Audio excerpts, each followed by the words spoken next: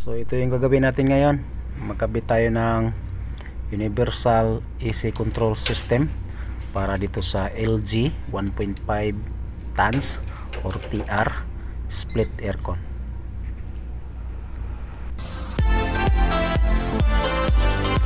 So ito yung ginawa natin nakarang araw. So hindi na naayos yung PCB nitong split aircon na to. Kaya ito lang binili nila dahil mura lang naman din ito. Ano lang, 35 real, Saudi real. Dahil pag bumili sila ng bagong PCB, mahal naman din kasi pag doon sa LG bibili. So ito lang binili nila. So ito yung ikakabit natin ngayon dito sa unit na to. So tara, samahan nyo ako. Kaya pakita ko sa inyo yung tamang connection kung paano ko ikabit. So habang binaklas ko na rin itong unit na to, pinalinis ko na rin ng kasama ko yung pinaka blower para isahang trabaho na lang.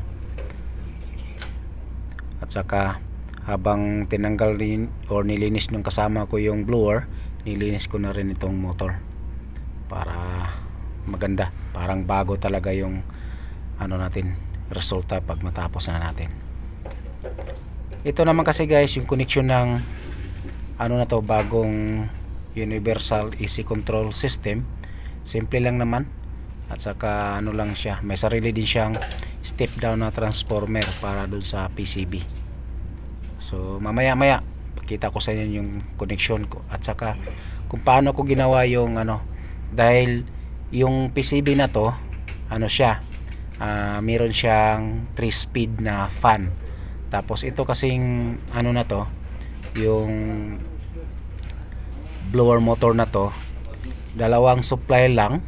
Tapos yung mag adjust ng speed dun sa pinaka PCB na luma, yung nasira.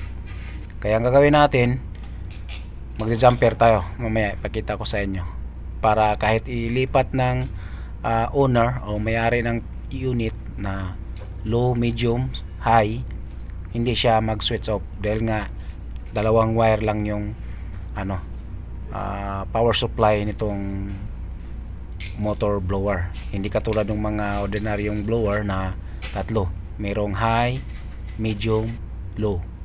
Ito kasi dalawa lang, common at saka running. At saka pang-apat yung ano, running capacitor at saka starting capacitor. So separate siya. So gawan lang natin ang paraan para kahit ilipat ng mayari yung speed, kagana pa rin yung blower motor. At saka yung ano nito guys, tinignan namin yung ano, dahil nga sinigurado ko na may contactor dito sa likod. Yung ginamit kasi na control wire or yung thermostat or compressor signal mula dito sa indoor, ground kasi ang kulay.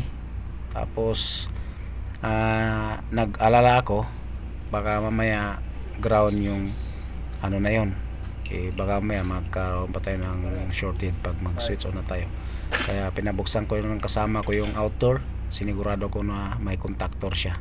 So meron yung ginamit nila na ano tawag nito, yung control wire is ground ang kulay na wire. Kaya ito yung gagamitin natin ng compressor signal to start the compressor. So patapos na tayo, kaya ready na. So i-check lang natin muna kung gagana siya.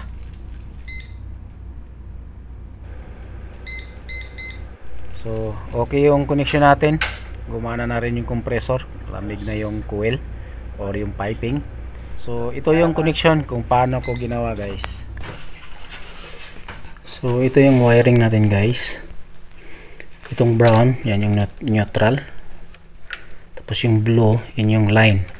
Tapos yan din yung supply na papasok dito sa relay na to. At saka itong relay malaki para sa compressor. So ngayon, nag-jumper lang tayo dito sa ano, low, medium, high. Itong brown na to na wire. Dahil 1 speed lang tong blower na to. Ayan o. Dalawang ano lang wire, common, saka ito yung running. Kaya nag-jumper lang na tayo para pag ilipat dun sa remote yung low at saka medium, gumagana pa rin siya dahil naka-jumper siya. Okay, tapos ito yung compressor, itong ground na wire, kaya siniko dun sa likod para sigurado, baka ground to eh. So nakita natin na may contactor, ibig sabihin ito yung control ng contactor.